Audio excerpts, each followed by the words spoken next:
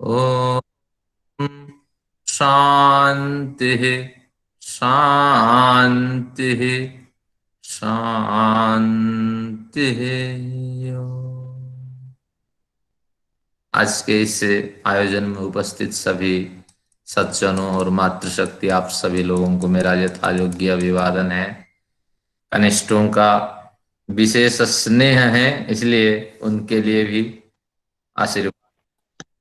कक्षा हमारी प्रगति पर है, बहुत से विषय स्पष्ट होते जा रहे हैं। जैसे आप दोबारा या द्वितीय या तृतीय आवृत्ति करेंगे इस ग्रंथ की, तो फिर आपके जो ज्ञान है, आपकी जो बुद्धि है, समझ है, वो खुलती चली जाएगी। आज कक्षा के प्रारंभ में इंदिरा माता जी, ये आचार्य जी एक मिनट जरा, मैं एक प्रश्न में एक मुझे एक थोड़ा बता दीजिए। लिंग जो बीच में लिंग शब्द आता है, इसका मतलब पहचान होता है? हाँ हाँ बिल्कुल। बस ये ठीक, धन्यवाद। हाँ, हम लोग इंद्र शब्द के स्त्रीलिंग में इंद्राणी रखते हैं, और किसी विद्वान ने शायद माता जी के नाम को इंदिरा बना दिया। तो ये व्याकरण की दृष्टि से तो गलत है। जैसे एक साध्वी के नाम एक व्याकरण न जानने वाले ने क्या रख दिया कि क्या रखा, इस मुखी। हाँ, तो इस मुखा या इस तरह कुछ व्याकरण से सिद्ध नहीं होता है। हाँ, इस मुखी। अब व्याकरण से नहीं, भूल रहा हूँ। शायद सचदेवा साहब इसका सही अर्थ करेंगे, फिर व्याकरण पे देखेंगे। तो इसी तरह इंदिरा शब्द तो गलत है, इंद्राणी शब्द हो सकता है स्त्रीलिंग वाची, लेकिन इसको इसकी पुष्टि में एक इंदिरा शब्द चलता है जो लक्ष्मी का वाचक है। तो इंदिरा माता जी ने, इंदिरा नहीं कहूंगा, मैं व्याकरण हूं, इसलिए इंदिरा माता जी ने तो एक बढ़िया प्रश्न रखा है, और उससे परिचय प्राप्त करते हैं, फिर आगे सत्र को बढ़ाएंगे। अब देखिए, मैं आपको माता जी का जो प्रश्न है उसका स्वरूप दिखाता हूं।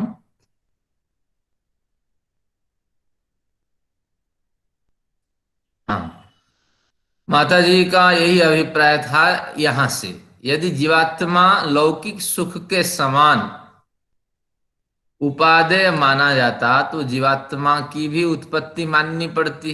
इसके ऊपर से शायद माता जी का अभिप्राय है यहां तक कि यदि सुख दुख को जीवात्मा का स्वाभाविक गुण मान लिया जाता तो जीवात्मा हेय या त्याज्य हो जाता।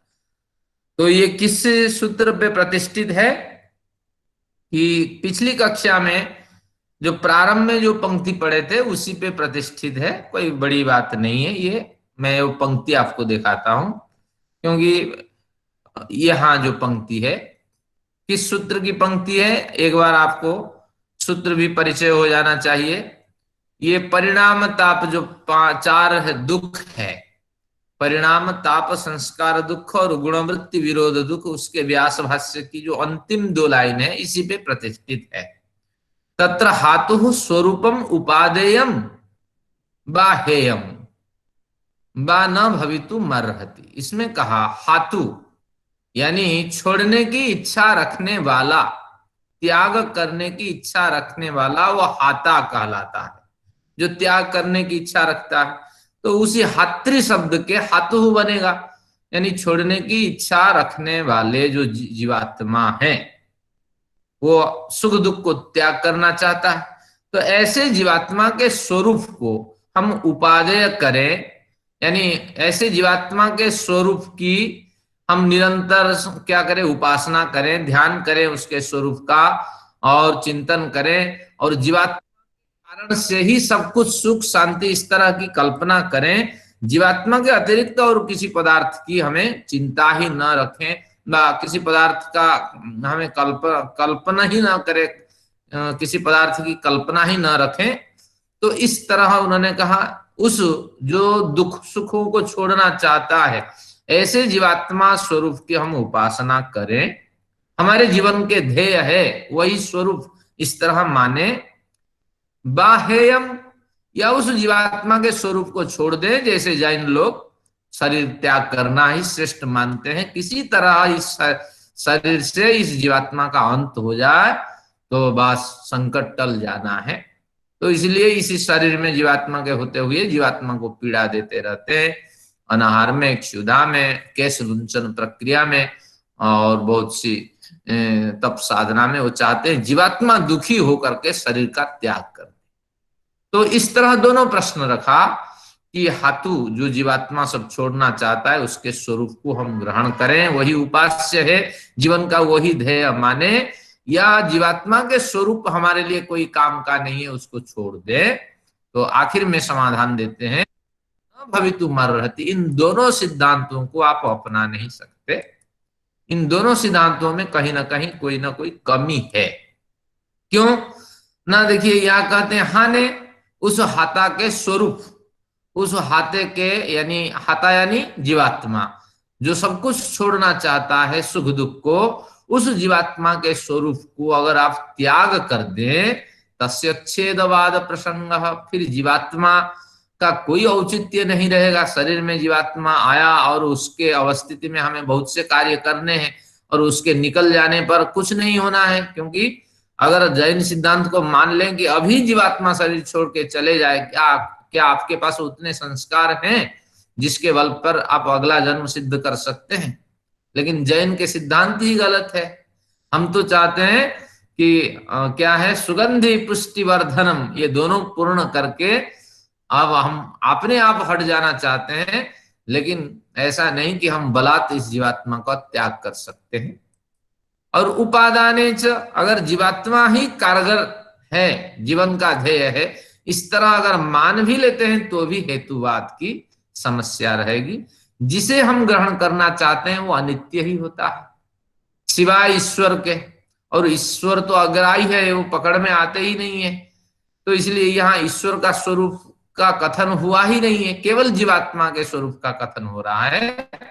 अगर जीवात्मा ही हमारा ध्येय है, उसी की हमें उपासना करें, ये भी अगर माने तो फिर सारे संसार में अनित्यवाद का प्रसक्ति, अनित्यवाद का प्रचार हो जाएगा।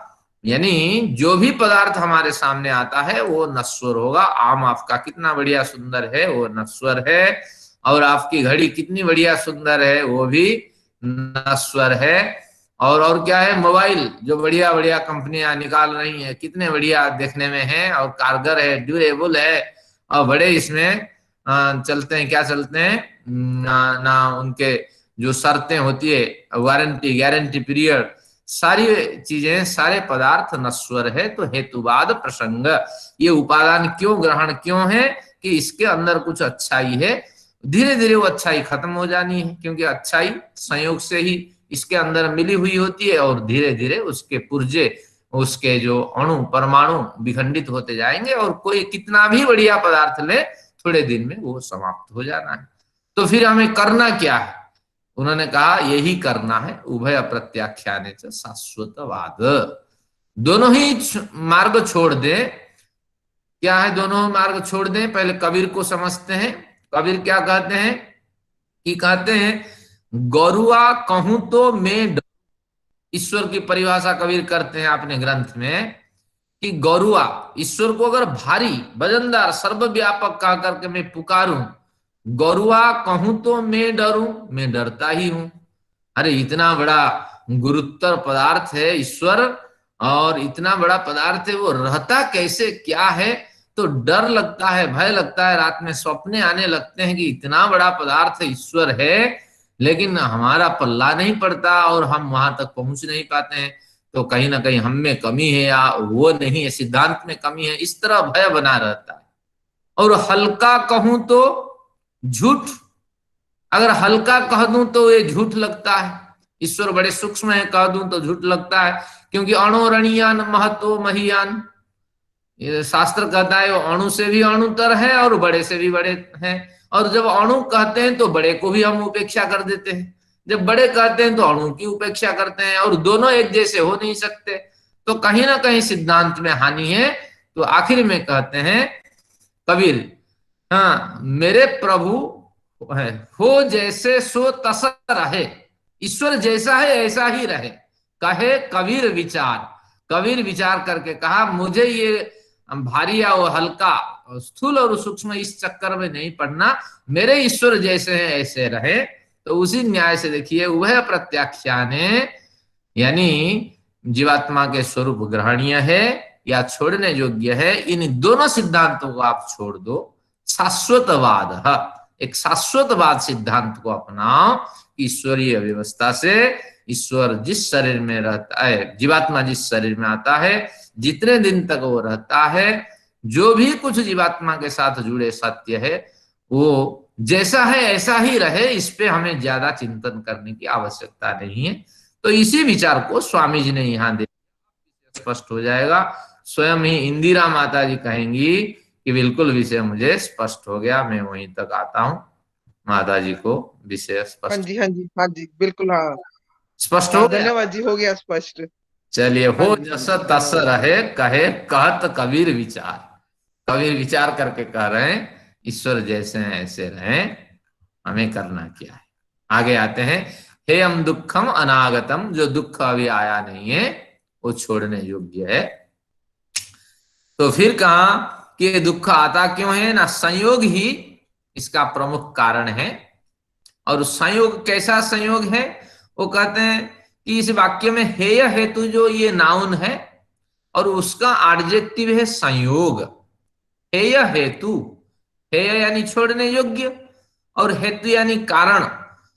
हम चाहते हैं कि ये दुख चले जाए, जो वर्तमान का दुख हो तो जाएगा नहीं, उसको तो भोगना है। जो अतीत का दुख है वो तो भोग चुके हैं, उसको याद करके और दुखी होने की आवश्यकता नहीं है।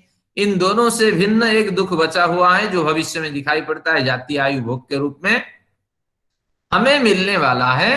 तो इसीलिए दुख वही दुख हेय के हेतु है, यानी छोड़ने के योग्य है। और उस हेय जो दुख है उसके हेतु क्या है, कौन सी हेतु, कौन से कारण को हम अपना लें जिससे ये दुख हमसे हट जाए ना, संयोग। इस संयोग को आप हटा दे, अगर संयोग हट जाता है तो हेय के हेतु आपके हाथ लग जाने वाला है, यानी छोड़ने योग्य दुख के कारण आपके हाथ लग जाने वाला है। ये संयोग क्यों बनता है, कहते हैं दृष्टु दृष्ट दृश्यो हो संयोग। कहीं कहीं बड़ी की मात्रा और री की मात्रा है, बड़ी की मात्रा और र की मात्रा है नीचे। तो अब ये भी है दृष्टु दृश्यो संयोग, ये भी व्याकरण जन्य त्रुटि नहीं है। तो दृष्टि वहां दृष्टि और दृश्य वहां दृष्टा अर्थ में होगा, यहां भी वही अर्थ है। तो अब कहते हैं ये दृष्टा जीवात्मा है और दृश्य जीवात्मा की जो दृश्य की शक्ति बन करके जीवात्मा को भ्रम में डालती है वो है प्रकृति। इन दोनों का जो संयोग बना हुआ है, दोनों से जो अभिन्नता की प्रतीति होती है कि जो भी भोग उपलब्ध हो रहा है वो भोग मेरा ही है, मेरे लिए ही उपलब्ध है और मेरे अधिकार में है, क्योंकि मैं ही इसका करता हूं। तो इसलिए मैं किसी को दे नहीं सकता, अगर दूंगा तो पहले मैं उपभोग कर लूं बाद में दूंगा। हम सब में वही प्रवृत्ति है। देखिए घर में हमारा जो पदार्थ है बड़ा उसके प्रति प्रेम है, हमारे पदार्थ हम ही उपभोग करते हैं, किसी को छूने तक नहीं देते। और जो थाली में हम भोजन करते हैं, जिस जगह पे हम बैठ के भोजन करते हैं और जैसे पहले हम भोजन करते हैं, जो भी हमारे साथ है एक बार इसको देखिए। तो यही कह रहे हैं कि जो दृष्टा जीवात्मा हमारी है, वह जो हमारा जीवात्मा है वो चाहते मुझे जैसे मिल रहा है ऐसे मिले, उससे भी अधिक सम्मान के साथ दृश्य उपलब्ध हो। और दृश्य को भोगने में मेरा जन्म सिद्ध अधिकार है, मैंने पुण्य कमाए हैं, फिर दूसरों को कैसे दे दें। तो यही भावना हमारी हमेशा बनी रहती है। लेकिन इसमें जो त्याग कर लेता है, थोड़ा बहुत आगे पीछे कर लेता है और बुद्धि पूर्वक दूसरों को कुछ ना कुछ प्रदान करता है और स्वयं ही कम ग्रहण करता है और क्या करता है, जो निर्धारित समय है अगर उसमें देर भी हो जाती है तो उसको सहन करता है, वो उसकी तपस्या कहलाती है। तो इस तरह दृष्टा और दृश्य का जो संयोग बना हुआ है कि बिना पुरुषार्थ के मिले हुए पदार्थ भी हम छोड़ने के लिए तैयार नहीं है, और जो पुरुषार्थ से मिले हुए हैं हम तो छोड़ ही नहीं सकते उसको। तो इसलिए समाज में असमानताएं हैं, और बड़े संपन्न वर्ग हैं, असंपन्न वर्ग हैं, और दोनों वर्गों में इस तरह व्यवस्था बन नहीं पा रही है। तो यही दृष्टु और दृश्य में संयोग होना ही है। जो वर्ग ज्यादा भोग में है तो संयोग से पीड़ित हैं और संयोग से दुख अनुभूत होता है। और दो दुख तो वो भोग चुके हैं, एक तो भोग चुके हैं, एक तो भोग रहे हैं, और एक आने वाला दुख दिखाई पड़ रहा होता है। तो इस तरह इसकी चर्चा हुई थी। तो ये पंक्ति मैंने स्पष्ट कर दी थी आगे कि अयस्कांत मणि के सदृश है अंतःकरण और जीवात्मा का संबंध है। अगर लोहे का मास कम है और इसका चुंबक का मास ज्यादा है तो चुंबक खींच लेगा लोहे को। तो इस तरह अगर मलिन अंतःकरण चुंबक के स्तर पे है और लोहे के समान जीवात्मा का स्वरूप है, तो अंतःकरण अपने बस में, जैसे चुंबक अपने बस में लोहे को कर लेता है, तो मलिन अंतःकरण निश्चित रूप से अपने बस में जीवात्मा को कर लेगा। तो इस तरह इसका स्वरूप हुआ था। और एक बढ़िया बात बताई थी, क्या बताई थी, बुद्धे है प्रतिसंवेदी पुरुष, जो दृष्टा है जीवात्मा है। ये पंक्ति तो आपको याद रखनी है, अगले बार में यही पंक्ति 3-4 सूत्र इसी तरह बताएंगे कि दृष्टा जीवात्मा है, वो बुद्धि के प्रति संवेदन, जैसे जिसे कहते हैं वही इससे बना है, संवेदन, समवेदन, संवेदना इसी से बना है कि बुद्धि में कोई विचार उठा तो समवेदना जताने के लिए और वहां जीवात्मा पहुंच जाएगा। क्यों पहुंचता है? जीवात्मा की एक कुतूहल वृत्ति है, देखा जाए क्या विचार उठा, क्या संकेत आई। जैसे हमारे यहाँ एक बढ़िया विद्वान है, हमारे कक्षा में आते हैं, एक मैसेज आ गया तो वो कक्षा छोड़ करके पहले वो मैसेज देखने लगेंगे, मोबाइल में कौन सा मैसेज आया। अब मैंने कई बार टोका, भैया ऐसे नहीं करना। वो कहते नहीं नहीं, मेरे डाटा कम है ना, तो इसलिए मैं देखता हूँ। और 10 साल से उनके मोबाइल में भी वही डाटा कम है। तो इसी तरह आप ध्यान रखिए, यही वृत्ति जो है निश्चित रूप से हमें गलत मार्ग की ओर ले जाती है। अपना कोई अधिकार नहीं होता है, स्वत्व नहीं होता है। तो दृष्टा बुद्धे प्रति संवेदी, प्रति यानी बार बार बुद्धि के प्रति संवेदित होता है, बुद्धि के विचारों को ग्रहण करने में रुचि रखता है। और जैसे उसमें फंस जाता है तो कहीं ना कहीं वो तो अपना स्वरूप ही दिखाई पड़ता है। बुद्धि मेरे से भिन्न नहीं है, इसमें उठ रहे विचार मेरा ही अस्तित्व को खतरा देने वाले हैं या उल्लसित करने वाले हैं। तो इसीलिए ये कहता है हाँ ऐसा करो, उसको गाली दो, उसकी पिटाई करो, हाँ ऐसा खर्चा करो, या ऐसी वस्तु ले आओ, उसका उपभोग करके बड़ा आनंद मिलेगा।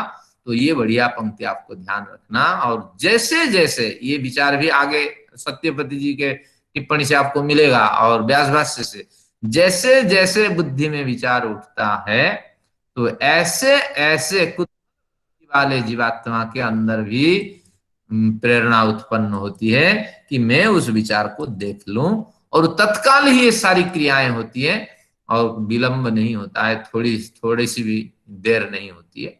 तो इस तरह इसका स्वरूप था। अब यहाँ कुछ बताएंगे, एक बढ़िया विचार इसमें। तो जिनके पास पेन है या पेंसिल है, तद्यथ ये आखिर तक आप उसमें मार्क कर दीजिए, हाशिया खींच लीजिए ताकि विषय को समझने में सुविधा होगी। और ये व्यास भाष्य के मैंने कहा जहां महत्वपूर्ण बिंदु है उसको मैं स्पष्ट करूंगा, थोड़ा सा इसमें विचारणीय विषय है। यहां कहता है भेद्यता, भेतृत्व और परिहार, ये 3 विषयों की यहां चर्चा है कि अगर इस दुख को आप छोड़ना चाहते हैं, इन 3 विषयों में आपका ज्ञान होना चाहिए। भेद्यता क्या है, भेतृत्व क्या है और परिहार क्या है, इसको समझते हैं। पाद तलस्य भेद्यता, आपके पैर में कांटे चुभ जाते हैं। और कांटे क्यों चुभते हैं? क्योंकि पाद इतना नाजुक है, पैर के तलवे इतने नाजुक हैं, कांटे उसमें चुभने लायक हैं।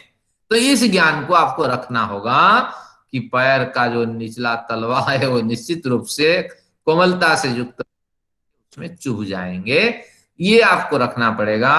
और क्या इसमें हमें एक साधक को क्या करना पड़ेगा, ना विचार रखना पड़ेगा, जितनी कुतूहल वृत्ति आप उठाएंगे तो निश्चित रूप से उतने आपको आपकी एकाग्रता भंग होगी, किसी भी कार्य को आप नहीं कर पाएंगे। और बिल्कुल जिस समय कार्य करते हैं उस समय मोबाइल को साइलेंट में रख लीजिए। हाँ, तो निश्चित रूप से तनाव रहित होंगे और बड़े कार्य आप करेंगे। नहीं तो उसका स्वभाव ही एक कोमलता, चित्त उस ओर खिंच जाता है। तो जिस तरह पैर के तलवे में कांटे घुस जाते हैं, भेद्यता है, चित्त में भी जीवात्मा की प्रवृत्ति भी इस तरह कि उसमें लचीलापन है और बुद्धि के ओर वो आकर्षित हो जाता है। ये आपको भेद्यता का मतलब। कंटकस्य भेतृत्वम, कांटे इसके अंदर चुभते हैं, तो कांटों के धर्म को भी समझना पड़ेगा, क्योंकि कांटे इतने नुकीले होते हैं तो पैर में वो गड़ जाते हैं। तो इसलिए ध्यान रखना, ऐसे ऐसे नुकीले पदार्थों से आप दूर रहिए। तो ऐसे ऐसे पदार्थों के संग्रह से आप दूर रहिए। तो ऐसे ऐसे साइड से आप देखना दूर रहिए, क्योंकि इसका ज्ञान नहीं होगा तो निश्चित रूप से खतरा होगा। और केवल अपने प्रयोजन के अतिरिक्त एक इंटरटेन, एक छोटा सा समय आप निकालिए, उसी समय पे आप जो करना है छोटा मोटा एंटरटेन कर लीजिए और मर्यादित। इसके बाद मोबाइल को पकड़ करके रहिए मत, उससे रेडिएशन भी निकलते हैं, कई तरह भी होती है। ये बिल्कुल वही कह रहा है, ये भयंकर व्याधि आजकल आ गई है। हमारे बच्चे भी खेलते लिखते पढ़ते कुछ नहीं है, इसी के पीछे लगे रहते हैं। तो कंटकस्य भेतृत्वम, जो भी साधन आपके पास है, और ये साधन निश्चित रूप से आपको लक्ष्य भ्रष्ट कराने वाले हैं, जैसे पैर में कांटे गड़ जाते हैं, तो इस तरह ये साधन ही हमें मुख्य मार्ग से भटकाते हैं, ये आपको समझना पड़ेगा। रोजाना आप हर साल आप क्या करते हैं, कपड़े कई जोड़ी खरीदते हैं, आप सोफा बदलते हैं, बहुत सारे पदार्थ बदलते रहते हैं, कोई आवश्यकता नहीं है, केवल उसकी सफाई कर दें उससे काम चल जाएगा। और हमारे शास्त्र में कहा गया है, कंजूस भी एक बड़ा दानी है। भले ही आपके बच्चे उसको पैसे को बर्बाद कर दें, आपने तो व्यवहार में नहीं लिया, तो आप बाहर की चिंता मत करिए, अपने कैसे आप जी रहे हैं ये महत्वपूर्ण है। तो इसलिए ये भेतृत्व का ज्ञान रखिए। फिर परिहार का ज्ञान रखिए कि इससे कैसे बचा जा सकता है। ये नाजुक पैर के तलवे में ये कांटे चुभ जाएंगे, कैसे बचा जा सकता है ना, उसकी तरीकाएं देखिए। कहते हैं कंटकस्य पाद पादानधिष्ठानम, जहां कांटे हैं वहां पैर ना रखें, इस तरह आप बचाव कर सकते हैं, परिहार कर सकते हैं। परिहार यानी बचाव।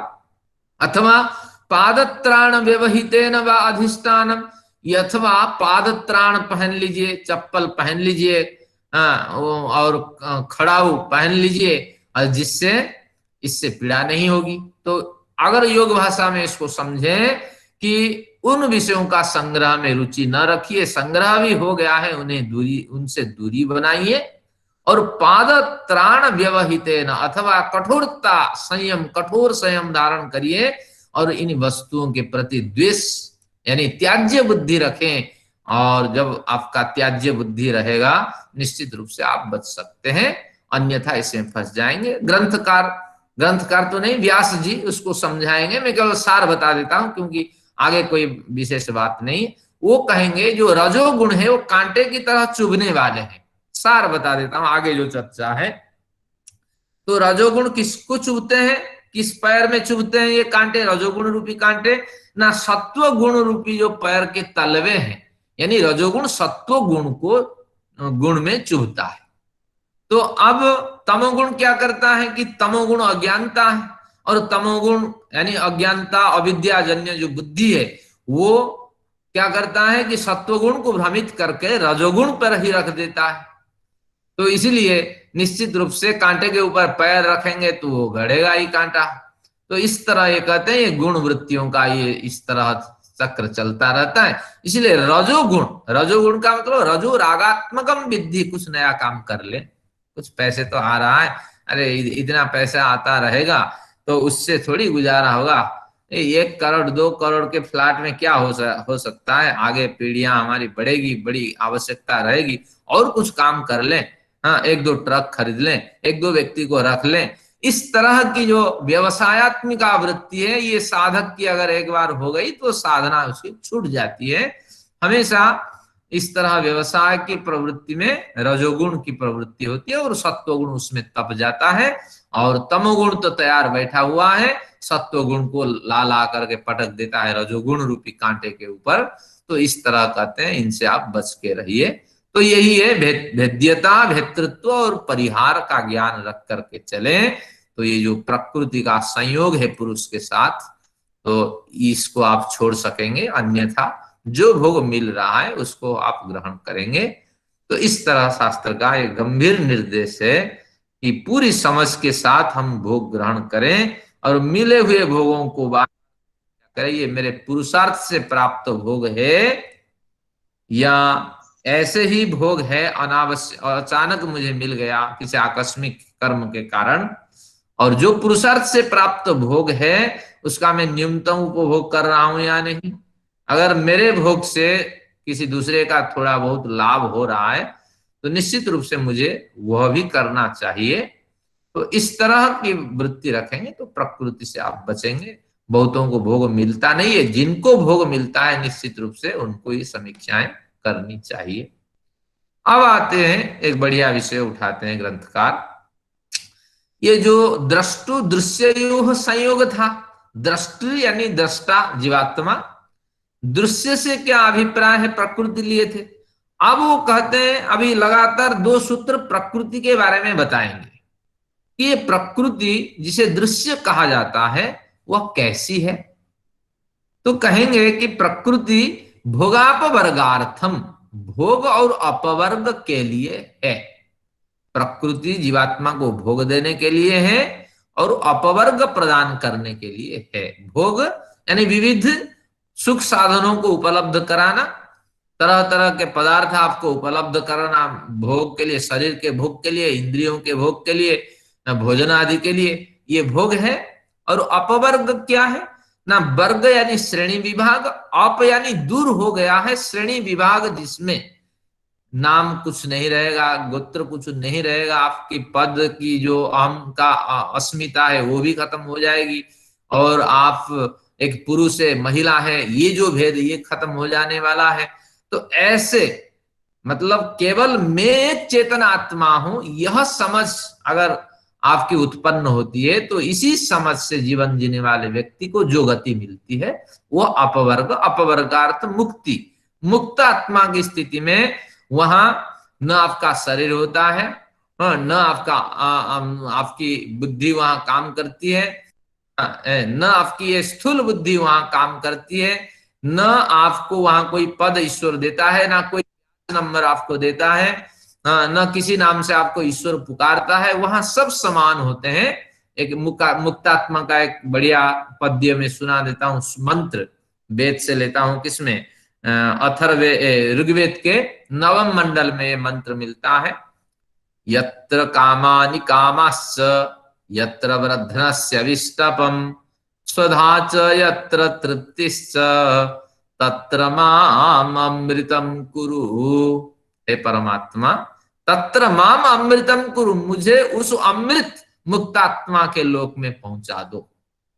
कैसा लोक है, कहते हैं यत्र कामानि कामाश्च, जहां बड़ी कामनाएं हैं। देखिए आप सबकी बड़ी कामनाएं हैं, शास्त्र समझ में आ जाए, बचे कुछ जीवन में थोड़ा सा संयम हम बरतें, अगला जन्म सुधर जाए। तो इस तरह कोई कामनाएं जहां नहीं रहती, जत्र कामा निकामा नितराम गम्यमाना कामा, यानी सारी कामनाएं जहां पूर्णतः समाप्त हो जाती है।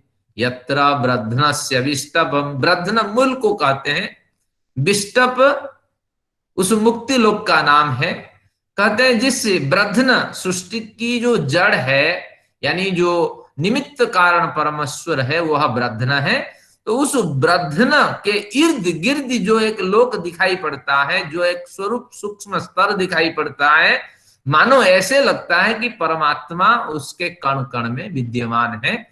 तो इस तरह संपूर्ण कामनाओं को समाप्त कर परमात्मा जिस लोक के कण कण में आपके अनुभव में आते हैं, यत्र स्वधाश्च तृप्तिश्च स्वधा, अपने को धारण करने की जो सामर्थ्य है, ज्ञान, बल, पुरुषार्थ और स्वतंत्रता और आनंद प्राप्त हो जाने पर हम अपने को आप संभाल सकते हैं, अपने अंदर जो संभावनाएं उनको व्यक्त कर सकते हैं। तो ऐसी सारी संभावनाएं जहां चरितार्थ हो जाती हैं, फलवती हो जाती हैं, कहते हैं न यत्र कामानि कामाश्च यत्र ब्रध्नस्य विष्टपम यत्र स्वधा च तृप्तिश्च, निरंतर निर्बाध रूप से तृप्ति अर्थ से यहाँ प्रसन्नता, आनंद, आनंद का की हिलोर वहां भरती है। आनंद, आनंद अपने हिलोरे वहां उपलब्ध करा देता है। तो उस तरह आनंद की जो फुहार है, तो उसमें हम डूबे रहते हैं। एक प्रार्थना की गई कि ऐसे किसी एक लोक में मुझे पहुंचा दो। तो तात्पर्य ये हुआ, मुक्तात्मा वहां संज्ञा रहित होकर के, नाम गोत्र आदि से रहित होकर के अपवर्ग को प्राप्त कर रहे होते हैं। तो ऐसे लोग, उस तरह लोक में जाने की यहाँ वेद मंत्र में प्रार्थना है। तो जीवात्मा के लिए भोग उपलब्ध कराने के लिए और उस अपवर्ग जिसकी अभी हमने चर्चा की है, तो ऐसे किसी एक कल्पनातीत जो लोक हैं, दिव्य लोक हैं, जिसे शाश्वत लोक कहते हैं, तो उस लोक की प्राप्ति के लिए ये दृश्य हमेशा प्रयत्नशील है। दृश्य यानी प्रकृति हमेशा प्रयत्नशीला है कि इस जीवात्मा जी, को ये उपलब्ध करा। यजुर्वेद का, ये यजुर्वेद का है या ऋग्वेद का? ऋग्वेद के नवम मंडल में जो समाप्त, ऋग्वेद, हाँ, ठीक है। समाप्त वाला सूक्त है, उसमें 4-5 इस तरह पद्य मिलते हैं। मुक्ति लोक का बढ़िया वर्णन है। जी और आचार्य जी, एक संख्या। हाँ, मैं संदर्भ आपको व्हाट्सएप में भेज दूंगा और वो जी एक पूरा। संख्या। हाँ जी, प्रश्न रखिए। जी, जैसे गृहस्थ और साधक संसार में रहेगा तो फिर उसकी कामना भी चलती रहेगी कि मतलब एक प्लान चलता रहेगा कि आगे क्या करना है, तो फिर वो साधना में शायद आगे नहीं बढ़ पाएगा इतना। ठीक है, कामना तो कुछ बढ़िया। रहेगी उसके लिए। गृहस्थ अगर संयम से जी जाए तो उसको गृहस्थ का ही फल मिलेगा, ये एक बात ध्यान रखिए। उसको तो मुक्ति का फल नहीं मिल पाएगा, कितना जी भी संयम में रहे, क्योंकि भोग तो वो ग्रहण करेगा ही करेगा और मात्रातीत भोग ग्रहण करेगा।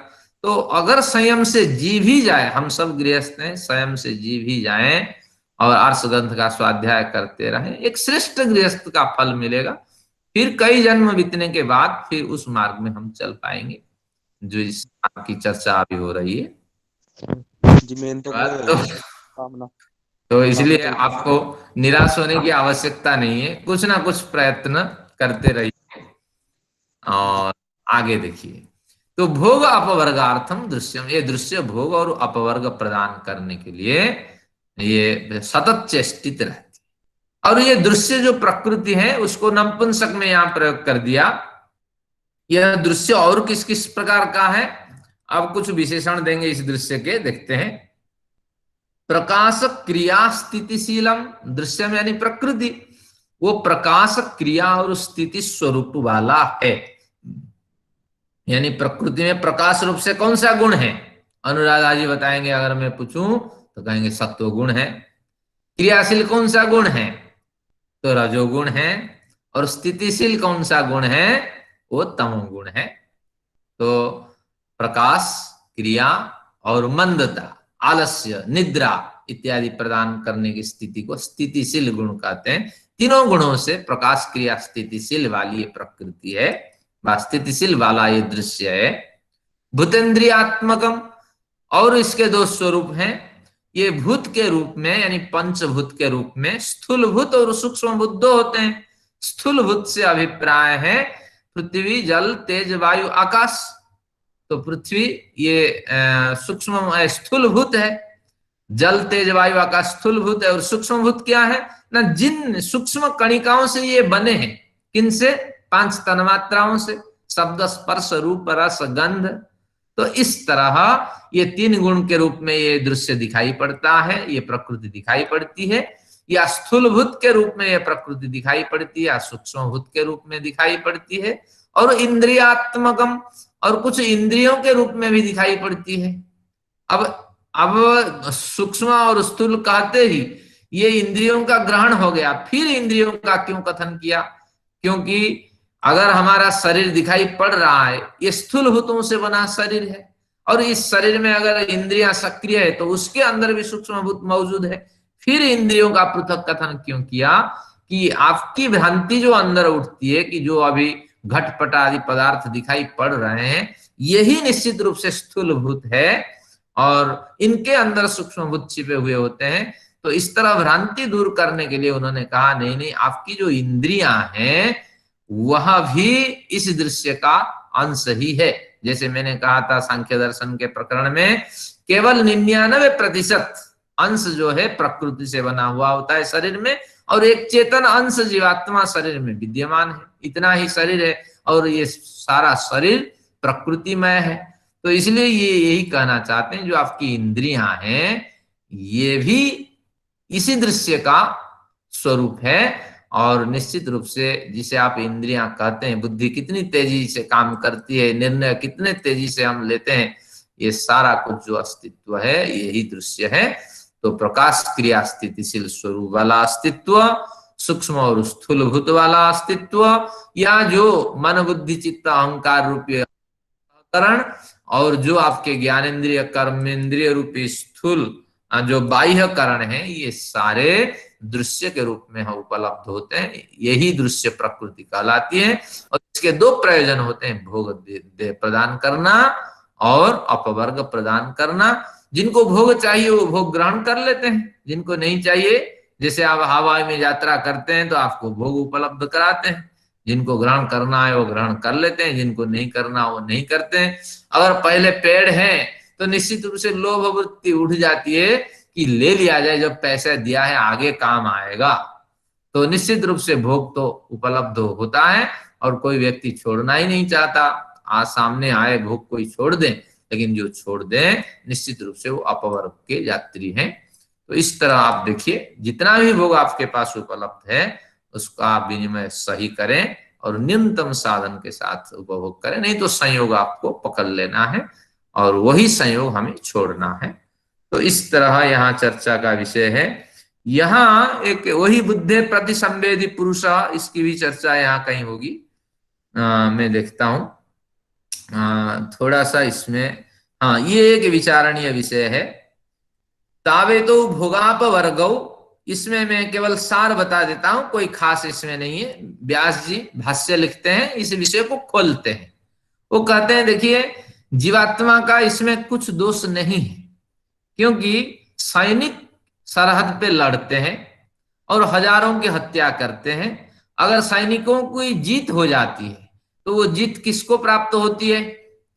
निश्चित रूप से उस देश के जो सरकार है तो उसको जीत प्राप्त होती है। विरोधी दल चाहे हम सिर फोड़ दें, लेकिन जीत और वाहवाही तो वही लेंगे। तो अगर हार हो जाती है तो निश्चित रूप से विरोधी दल के माथे पे जितने भी कलंक आरोपित करें सरकार, जीत तो उसी सरकार की होगी, या हार भी तो उसी सरकार की होगी। तो इसी तरह ये कहते हैं कि ये जो इंद्रियां और अंतःकरण है ये बड़े प्रयत्न से कार्य करते हैं, और उस कार्य में जो प्रपोजल आता है, हमें सियाचिन नहीं देना है, हमें फलाना नहीं करना है, जैसे प्रपोजल आता है, सरकार को क्या पता, एक बार जाके देखा ही नहीं होगा सियाचिन क्या है, कहाँ पे सैनिक बैठे हुए होते हैं। जैसे फाइल आ जाती है और फिर वो समीक्षा करके उसको स्वीकृति दे देती है सरकार। तो उसी तरह यहाँ की स्थिति है। बढ़िया उदाहरण उन्होंने दिया है कि इसी तरह जैसे आपके अंतःकरण में स्टोर्ड जो विचार हैं, जो अनुभव है, उस अनुभव के आधार पे फाइल पुटअप होता है कि पिछले बार देखो सिगरेट हमने पी, क्या बढ़िया आया, मजा आ गया, और शराब पीने में ज्यादा पैसे का खर्चा है और नशा छूटने में भी टाइम लगता है और बीमारी होने का खतरा है। एक सिगरेट पियो, बड़े वही नशा है और बड़ा आनंद आएगा।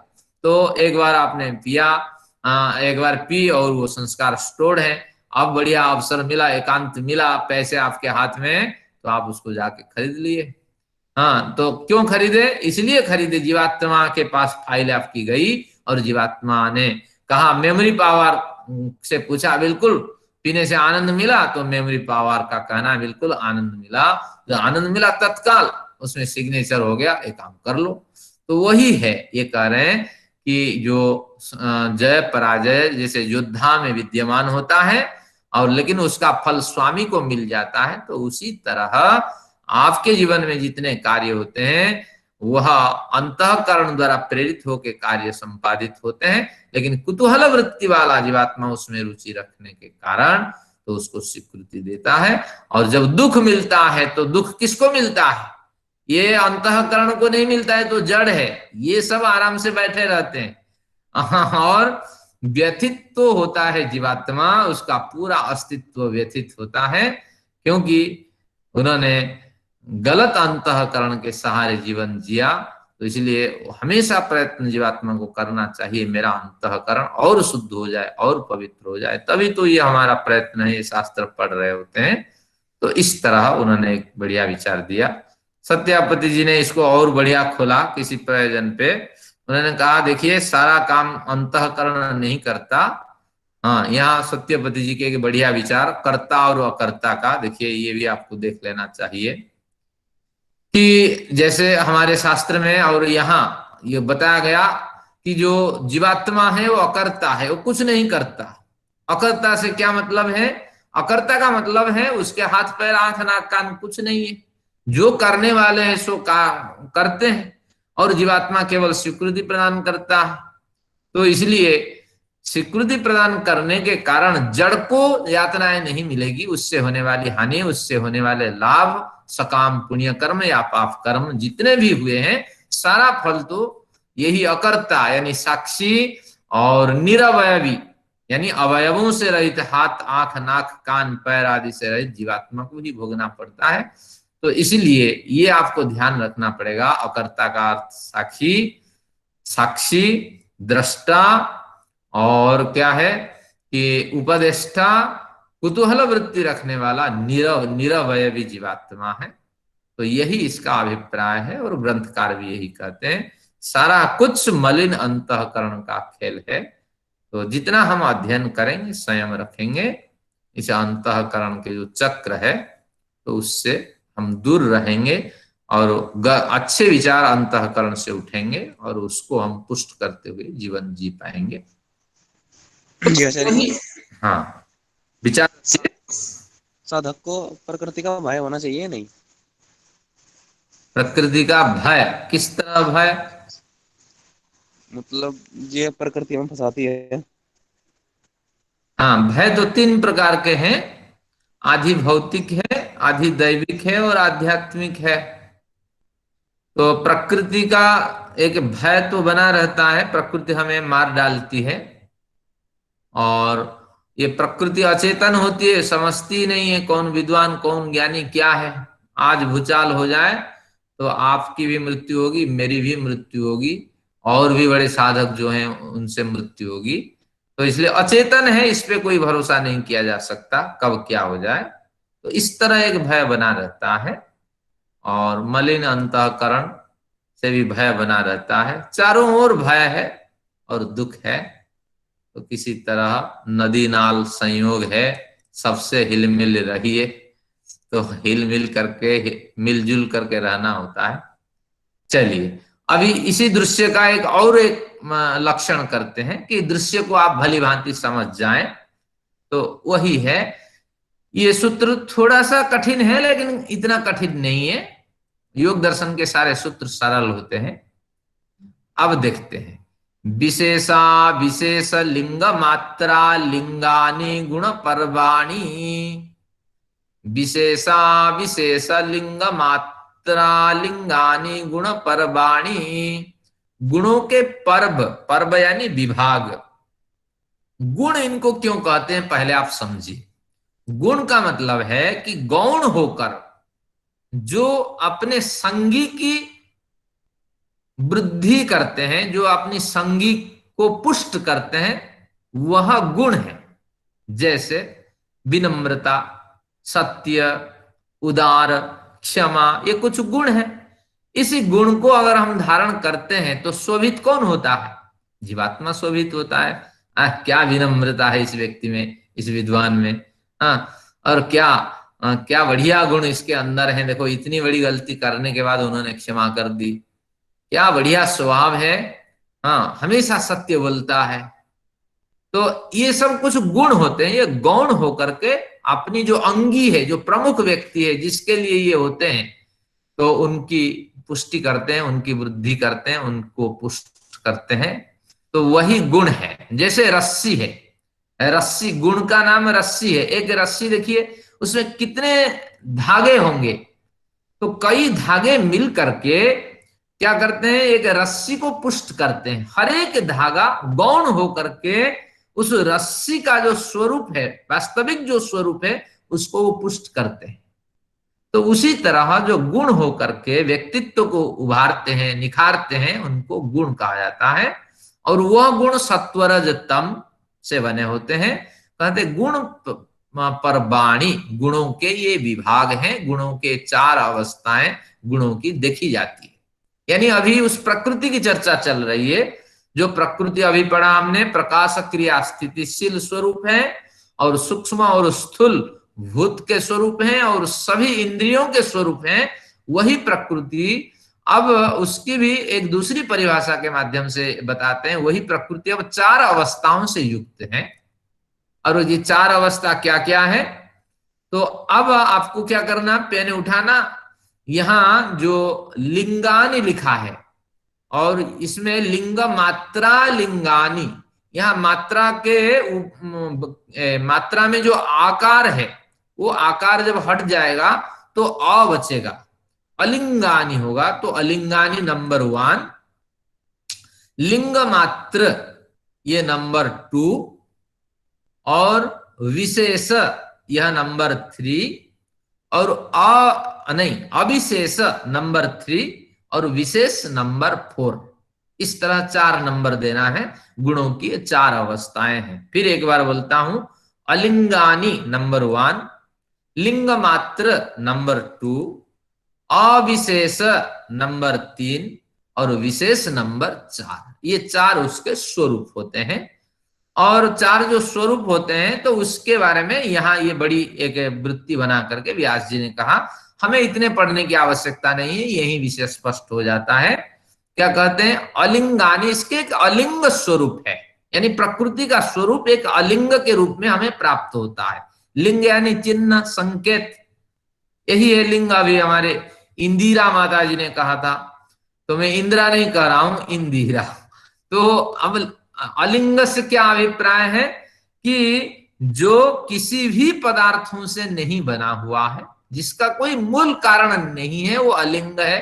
तो अलिंग कितने होते हैं, अलिंग एक जीवात्मा है, अलिंग एक प्रकृति है, और परमेश्वर तो परम अलिंग है। अब यहां जो चर्चा चल रही है, प्रकृति की चल रही है, तो इसलिए प्रकरण की दृष्टि से यहां जीवात्मा गृहित नहीं होगा, और परमात्मा गृहित नहीं होगा, यहाँ प्रकृति गृहित होगा। प्रकृति किसी भी जो सत्वरज तम गुण है, उनका कोई मूल स्रोत नहीं है। तो वही है मूल प्रकृति, जो है वो अलिंगानी कहलाती है। ये एक नंबर है, मूल प्रकृति। फिर आते हैं लिंग मात्र क्या है। लिंग से अभिप्राय है चिन्ह, संकेत, जिससे कुछ बनते हैं और जो किसी से बना हुआ होता है, यही है, जिससे कुछ बनते हैं और जो किसी से बना हुआ होता है, तो वो है लिंग मात्र। तो लिंग मात्र में ये क्या मानते हैं, देखिए, एक महत्तत्व है। महत्तत्व किससे बनता है, प्रकृति से। सांख्य दर्शन का थोड़ा स्वरूप है। जो लोग सांख्य नहीं पढ़े हैं, यही सांख्य के पूरे तत्व आप समझ जाएंगे, इसके भाष्य और हिंदी वृत्ति पढ़ेंगे।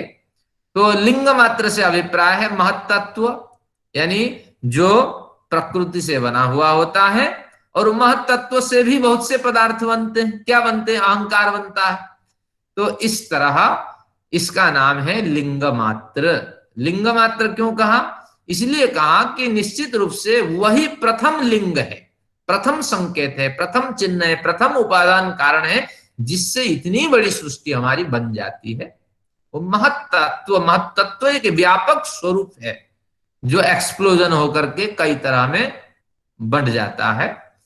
तो वही है लिंग मात्र है।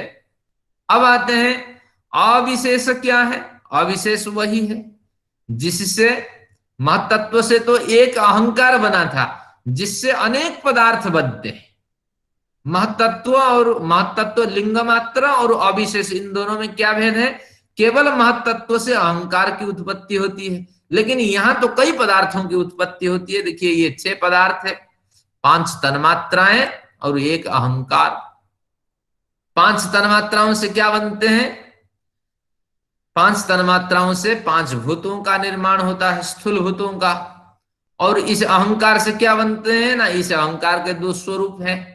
जो सात्विक अहंकार है उनसे 11 इंद्रियां बनती हैं, और जो राजसिक तामसिक अहंकार है उनमें 5 तन्मात्राएं बन के तैयार हो जाती हैं। तो इस तरह कुछ शास्त्रीय विषय है जिनको सांख्य दर्शन आदि पता नहीं है, ये वृत्ति पढ़ लेंगे, कोई बड़ी बात नहीं है। तो अविशेष कहते ही आपको समझ जाना चाहिए, ये 6 पदार्थों को हम अविशेष कहते हैं। ये प्रकृति का भेद है, एक लिंग नामक भेद है, एक लिंग मात्र नामक भेद है, और एक अविशेष नाम के भेद है। अविशेष के नाम जो भेद है उसमें 6 पदार्थ आते हैं, 5 तन्मात्राएं और 1 अहंकार। और कहते हैं विशेष, एक विशेष भेद नामक प्रकृति का एक स्वरूप है। तो उसमें क्या होता है कि विशेष से अभिप्राय है कि वह तो किसी से बनता है लेकिन उससे कुछ नहीं बनता, यानी निश्चित रूप से उसको बनाने वाला कोई है लेकिन वह किसी पदार्थों को बनाता ही नहीं है। तो ऐसे अगर बात करेंगे तो यहाँ 16 पदार्थ ऐसे हैं जिनसे कुछ नहीं बनता। अभी एक विवादित विषय है, अभी इसका समाधान करते हैं। 5 ज्ञानेंद्रियां, 5 कर्मेंद्रियां, 1 मन और 5 स्थूलभूत, ये 16 पदार्थों को हम क्या कहते हैं? विशेष कहते हैं। 5 5 10, मन 1 11 और 5 भूत 16। और सिद्धांत क्या कहता है? इनसे कुछ नहीं बनते हैं। भैया हमारा शरीर बनता है नहीं, हमारे बच्चे होते हैं या नहीं, फिर ये कहते हैं कि इनसे कुछ नहीं बनता, ये कैसे मानेंगे? देखिए 5 ज्ञानेंद्रियां, 5 कर्मेंद्रियां और 1 मन, ये 11 इंद्रिय और 5 भूत है। अगर 5 भूतों की हम बात करते हैं, नहीं पहले इंद्रियों की बात करते हैं। इंद्रियां किसमें है? हमारे बच्चों में, हमारे शरीर में। देखो यही इंद्रियां तो मिल करके और क्या स्पर्म फ्यूजन करके हमारे बच्चों को उत्पन्न की है। तो निश्चित रूप से इंद्रियां अगर बच्चों को उत्पन्न करती हैं तो इनसे कुछ बनता है, लेकिन शास्त्र कहता है कि ये स्पर्म फ्यूजन तभी हो पाएगा जब जीवात्मा इसमें सक्रियता के साथ मौजूद रहेगा। जीवात्मा के न रहने से कुछ नहीं करने वाली है। तात्पर्य है जीवात्मा से ऊर्जा प्राप्त करके ये कुछ करती है, इनके पास होने को कुछ नहीं है। ये ही तो भूत अचेतन प्रकृतियां हैं, जीवात्मा के होते हुए इनसे कुछ बनता है। ये निकम्मे हैं, नल्ले हैं। अब फिर कहते हैं 5 भूत है, इनसे भी बनता है, बहुत कुछ बनते हैं। देखिए सूर्य भी चमक रहा है, गैलेक्सीज है, ये धीरे धीरे जो विजिबल एनर्जी इकट्ठे होकर के बहुत बड़ी सृष्टि बनाते हैं। अब ये सिद्धांत कहता है कि कहीं ना कहीं कमी है, कमी कुछ नहीं है, इनसे कुछ नहीं बनता, सूर्य भले ही बन जाए। अब प्रकृति को क्या मतलब है सूर्य को बना करके, इस तरह गैलेक्सी को बना करके चारों ओर चकाचौंध करके कहीं ब्लैक होल डाल करके, प्रकृति को इससे क्या मिलता है बताओ? कुछ प्रकृति को मिल जाता है क्या? अगर ईश्वर की सहायता इसमें नहीं होती तो प्रकृति कुछ नहीं कर पाती। और प्रकृति कुछ भी करती है ईश्वर की मौजूदगी में करती है। और ईश्वर क्यों करता है ऐसा? भले ही ये सारी सृष्टि आज खत्म कर दें तो प्रकृति को क्या हानि हो जाएगी? तो तात्पर्य ये हुआ, अगर ईश्वर कुछ बनाता है तो वह जीवात्माओं को भोग और अपवर्ग देने के प्रयोजन से। हमें पता नहीं ये गैलेक्सी क्यों बनी है, लेकिन कहीं ना कहीं इस गैलेक्सी के साथ हम जैसे असंख्य जीवात्माओं का कल्याण छिपा हुआ होता है। हमारा जो भोग है उन्हें प्रदान करने के अभिप्राय से ये बनती है। तो निश्चित रूप से ये अपने आप कुछ नहीं बनती है, बनाने वाला ईश्वर होता है, उनकी मौजूदगी से बनती है।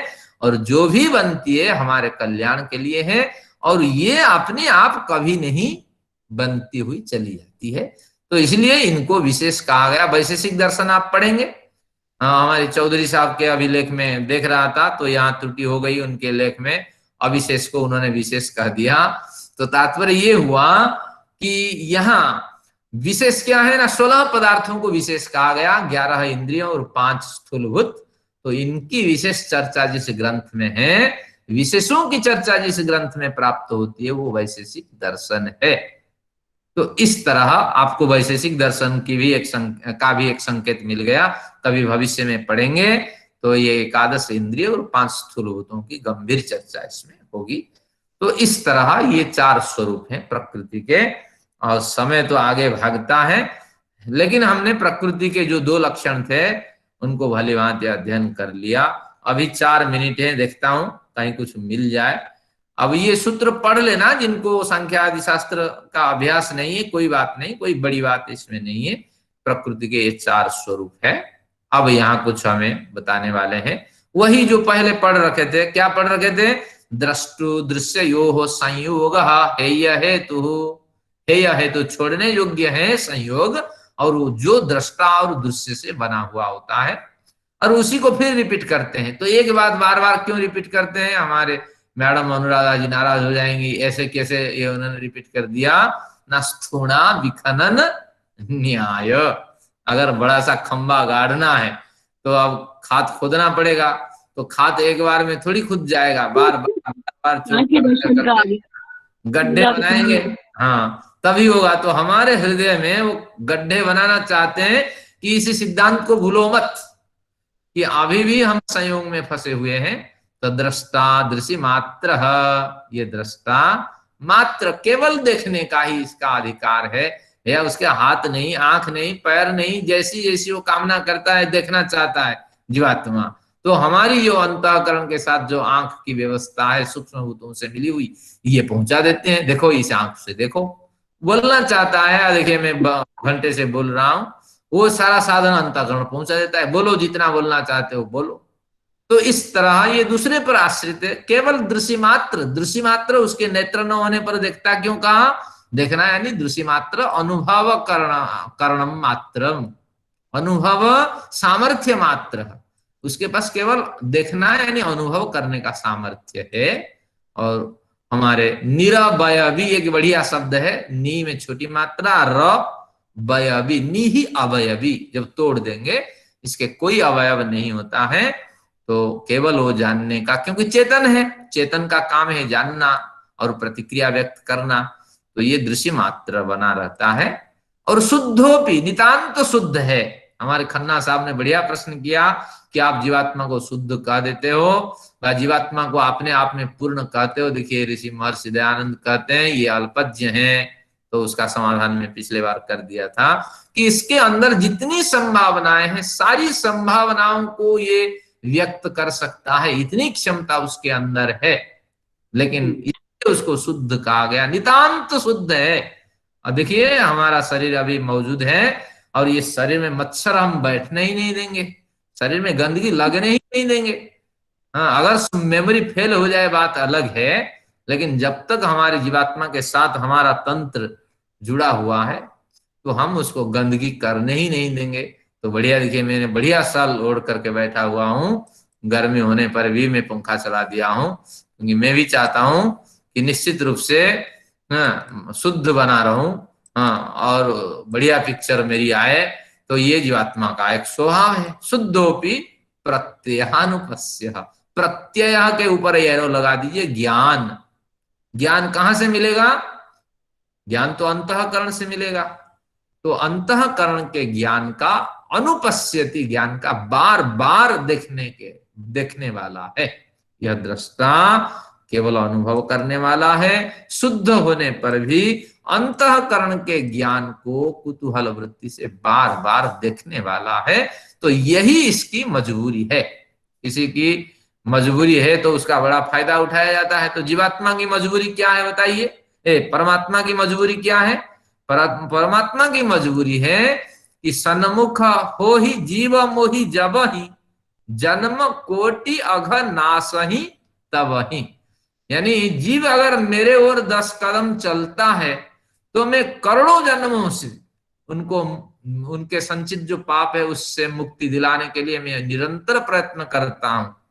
तो इसलिए इस मजबूरी को जो जानता है निरंतर ईश्वर का स्मरण करता है, तो ये ईश्वर की मजबूरी है कि उनकी ओर 2 कदम चलने का मतलब है वो 100 कदम आपकी ओर चलेंगे।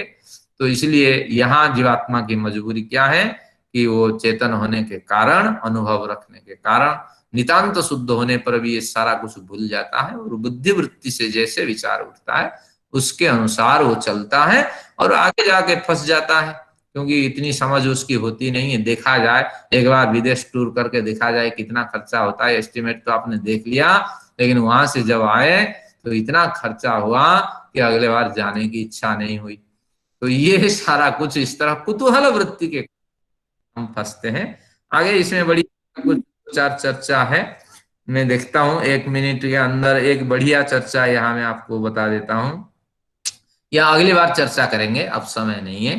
एक सज्जन कोई आया अभी, इनका धन्यवाद। अब आज की कक्षा सत्र, आज का सत्र यही समाप्त करते हैं। कुछ अगर आपके प्रश्न हैं तो आप रख सकते हैं, जिनको जाना है जा सकते हैं। आप सभी का कल्याण हो, कुतूहल वृत्ति से आप बचें। तो इन्हीं विचारों के साथ सत्र को मैं यहाँ समाप्त करता हूँ। ओम। अब प्रश्न उत्तर का सत्र है, कुछ और नया विचार अगर हो तो आप रखें।